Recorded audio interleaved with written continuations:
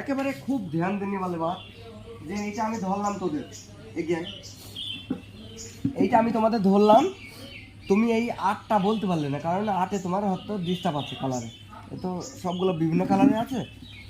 এবার তারপর আমি 9 ধরলাম, 9 তুমি বলতে পারলাম, কিন্তু 8 তুমি বলতে পারোনি, 9 বলতে পারলাম। তারপরে দেখলাম 29 বলছো, 57 বলছো। তো আমরা স্পেশালি যে ভুলগুলো করি সেই ভুলগুলো হচ্ছে যে এই 29টা আমি তোমাকে ধরেছি, তুমি 29টা পারোনি, তারপরে এগুলো সব পারছো। তোমার মাথার মধ্যে যখন আমি 29 ধরলাম, এইটা যখন আবার তুলে ধরবো তখন একটু হালকা এখানে কি হয়েছে ছায়া পড়েছে, আর আমি 29 ধরে ফেলেছি, ওটা 29 হবে।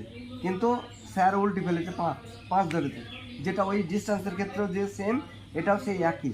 আমার আর 29 বলার দরকার নেই, হবে তো? তোমাকে আনফিট করতে হলে পরে সে আবার নিজেই তোমাকে 29 ধরবে।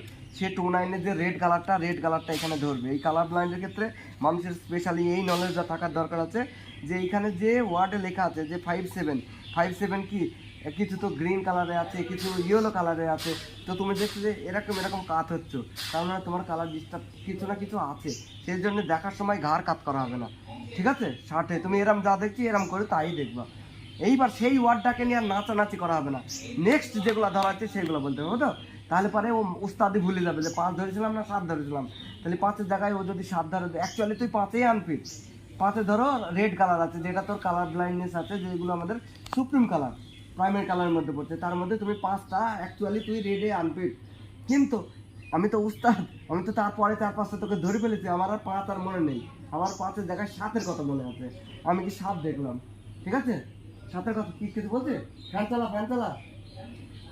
5-এর জায়গায় কি 7 দেখলাম, তাহলে তখন 7টা বলে দিলে ফিট হয়ে গেলে হবে তো বাবু? তো এইগুলো হচ্ছে নিজের কাছে, হ্যাঁ, মনে থাকবে তো? চলো এবার দাদা এরকম ভাবে